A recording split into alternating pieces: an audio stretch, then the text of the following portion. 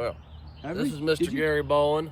Yeah. Mr. Joe I'm Joe Kirst. Kirst. Booshways or Co-Booshways. Booshways of.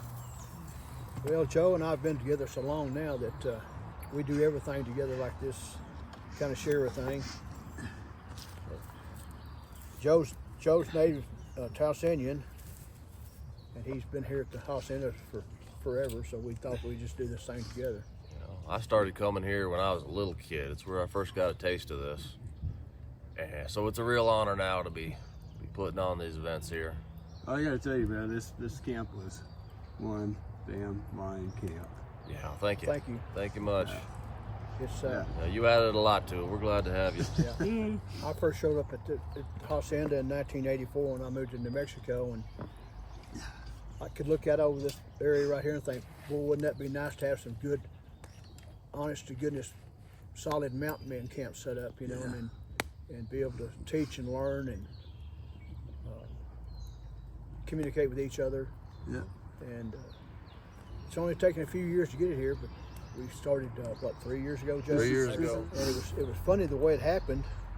I was talking to some AMM brothers back in Texas. He got to talking about they were fixing to do a horseback trip along the Santa Fe Trail and up over the Pecos and into Santa Fe. And they were going to ride from Las Vegas into Santa Fe, and then he got out there and found out it was all chopped up and private fencing and stuff, you know.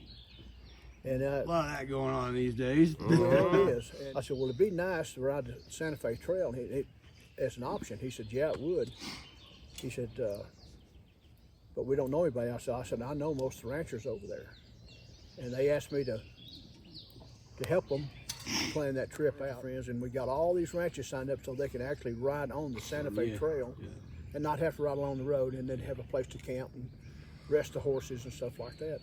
Yeah, that's not fun riding on the road. So No, we're trying to avoid that.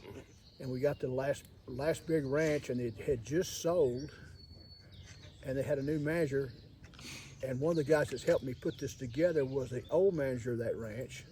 And we got there and they wouldn't let us cross we were going to start at Kit Carson's ranch house at Rayada and do the Rayada mule trace over behind Angel Fire, New Mexico, and then up over Apache Pass and Springs, above Palo Fachado Pass, and drop into the Taos Canyon and ride to Rio Fernando.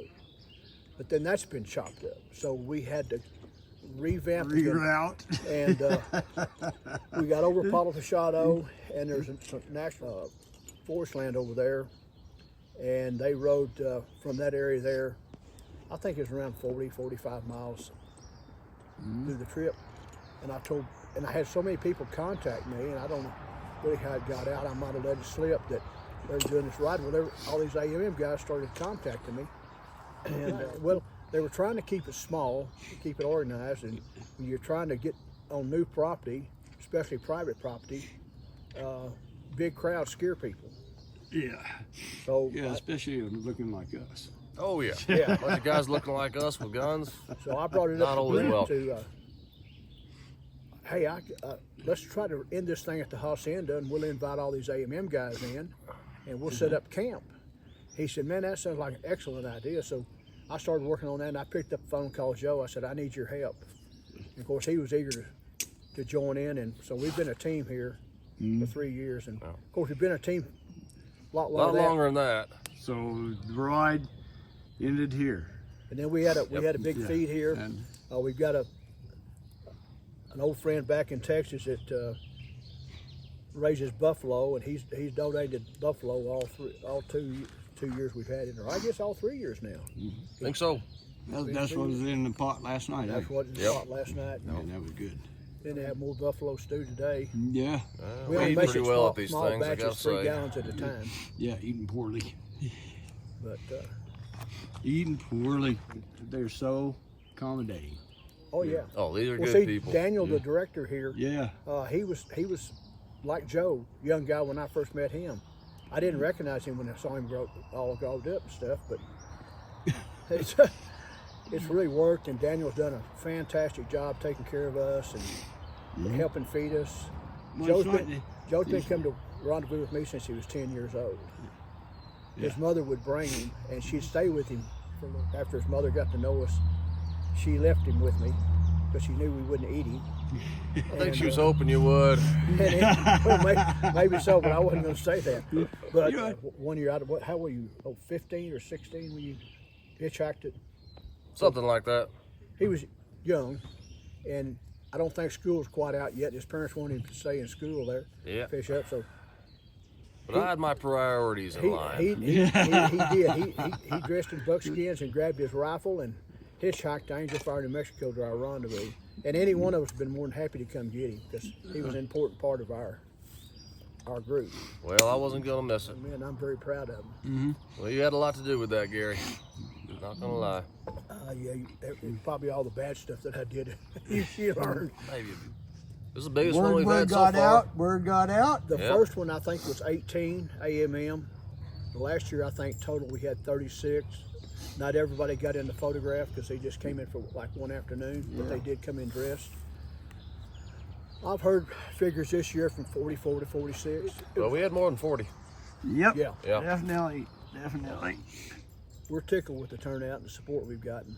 And my pipe dream finally came through after all these years of putting this many AMM guys together. Yeah. But I've lived it. I don't do regular. Well, I think all three of us have. Yeah. Yeah. But I'll do it again. Gladly. Oh, well. Oh, I love this stuff. And Joe's turned out to be a premier brain tanner. He's done some really nice stuff and continued to do stuff. And Well, I taught a lot of that here. That was a lot of fun. I'm always glad to pass on the knowledge. Help others on their trip. one of the things I've tried to do with this camp here is continued education type thing. Yeah, the colleges. With the colleges, and we had some of the best colleges here. We had Larry Price from Idaho come down, and guys from Kansas did some stuff, and Doyle Reed came down and did the program on Hawking, and we just had a good time. And it's kind of an impromptu type thing. Chris Coffey from Texas, he went that last night and did a brain tanning. I learned a lot from him. Chris is a good tanner. He really is. Things changed a little bit since it was just brains. Yeah. Well, it has. I got an infection off some brains several years ago and had lost my arm, but I'd also got entangled up with a mountain lion too and had some cuts and stuff on my hands, and I was skidding that cat out, that mountain lion, and of course where I got scratched up and nipped in the finger, those brains didn't help it any. Yeah, so McCaffrey was telling about that. I spent 19 days in ICU in Santa Fe and almost lost my arm. So I will still use them, but I certainly when I was wearing rubber gloves then, but it just doesn't take much. Yeah. And it pretty well crashed my immune system for a while. I'm getting back to where I can do some stuff. Yeah, McCaffrey said he had that bone sliver. It can happen. And his arm puffed up about the size of that stump. Well, they thought mine swelled up so bad they thought they was going to pop my fingernails off. And I've never. That was some of the most pain that I've had in a long, long time. I don't want to repeat that. But. It's a little different world these days. Is this going to carry on till the end of time? Till the end of time. We got a lot of young kids at this one. That was really good to see. That is good to see. So the new generation is off and running. We want to set up a encampment so that people can come and do the requirements that need them. Yeah. We got Giovanni Curto and Paul Jones down in Texas do a lot of nuisance trapping, so we can get beaver for these guys donated to us free of charge to help them get some of the requirements. And this time we had one of the best brain tanning colleges I've ever seen. Yeah. We had some good participation over there. We just tanned hides for 3 days straight. And you could look up, and I thought, well, I'm going to go over there and I'm going to stand and watch a little bit, and the whole fence line was full of tourists. Yeah, that was great. So we didn't get the tourists that we normally have. That's all right. That's okay. Well, but what our main focus was not only having a good camp that's informative and and we're learning something, is Quality to help camp. the quality. It's not Quality really the camp. quantity, it's the quality. But we also wanted to help the Martinez Hacienda with some of their maintenance funds, and so we donate a lot of the proceeds to the museum. Yeah. You know, they've been awfully good to us. I want to make sure it's worth it for them. Yeah. This, It's you. this was built in 1804, and there's a lot of trade happening right Oh, on there's this so much sacred history ground. here. So much history. So here. much history that happened right here. Yeah. To be able to camp here. And it's Yeah. documented It's something history. special. It's like, yeah. Documented history. Yeah. Last year we even had a Roy Hanson and Jill Barber come over here, and they set up over here, and Jill was here? Oh yeah. yeah, Yeah. But damn. and she had her matatis out, and she was doing corn and this, that, and other, and doing some talking to people, doing some instructions, and they were over building bill boats, and the Rio Pueblo was running a little higher last year, and Roy got in it, and he made it past the bridge, and they high set it on a rock, but the people people are still talking. We did. That needs to have to get bull races or something. Well, we need a bit more water. Yeah, that's But- for sure. Sure. Yeah. And Joe and I are honored this year to be able to code Booshway together the 2026 Western Territorial rendezvous for the AMM in New Mexico. It's the first time That's it's been going to here for be a long some good time. doings. Gonna be some good doings. Oh, yeah, it's We gonna got the be- site locked down at this camp. We spoke with the rancher. We worked out an agreement. Yeah. I think we've got some exciting things coming up with that. So We do. As we put it together, we'll put it out to everybody. Joe and I are going to try to take the next week or two and go over there and actually tour the ranch Yeah. Go ahead, scout it out. and Yeah. Scout lay it out. And there's a lot of guys that's had attended this camp now twice and 3 times that have thrown in with us from Texas, Louisiana, and Oklahoma to make this thing work. And I've had brothers from Kansas and Utah and Idaho say, "Hey, how can we help?" Yeah. And it's bringing these people together for a good, solid camp. Yeah. What did you say? It's like just on 5,000 acres or something like that. We get some elbow room. The main ranch is 20,000 acres. 20,000 acres. Then the ranch manager owns 500 acres next to it, and his dad owns 11,000 next to it, and then behind that is 8,000 acres of wildlife management area that's all connected in some way. So we'll have the opportunity to bring in livestock, and as long as you have period correct tack, you can bring your livestock in. We got corrals for them there. We have water. We'll have feed available. So they can actually get out and do things, see the ranch. We're working with the same man also to possibly put on a black powder antelope hunt and an elk hunt. Joe and I are definitely going to do it. We've already got permission for that. That's gonna be some good doings. And the ranch owner also is going to come in. He's wanting to get into AMM. He's a really sharp guy. Joe and I both have rendezvoused with him before, and he's offered to bring in some of his livestock and mules, horses and mules, to let us have him camp and ride. So we want to set up a nice horse camp and invite everybody to come. And there's some ruins from back around 15 to 1600 that's still on the ranch that he's cleared us a trail in there for horseback to take whoever wants to go back into that canyon and see all the ruins and the caves and stuff. Well, that'll be really exciting. Yeah, the word gets out there. Well, I'm excited as hell about it. And all the fishing we could want. And I'm hoping that we have enough water next year to do some canoe races and some bull boat races. Yeah. So And what time of year were you doing this? Is early, right? So it's like Be late May, spring, we're thinking. May. Yeah, we've got to confirm some dates and stuff yet. I mean, we're still in our early stage. We've only been talking about this 3 weeks, Something like that, yeah. and Yeah. I didn't have much time before that to plan the first Hacienda. So Well, we pulled it off. You pulled it off. Oh, we're pulled still it off. doing it. No, I pulled it off. but it would not have happened if it wasn't for all the support from people coming all over. Yeah. Yeah. Man, it was meant to be. Yes. Well, that's the way I see it. Well, I think this is the way you guys got approached about running the territorial, right? I think it had a lot to do with it. I think it had a lot to do with it. Well, it's I never ever had an idea, which I've wanted to have, host a territorial for years out here. But gosh, I hadn't even got my number yet, and we're doing it. We're going to get our numbers, and then I'm gonna work on the big H, because my old sand glass is running out of sand. Yeah, I hear It you. just feels like home to me doing what we're doing. Yep.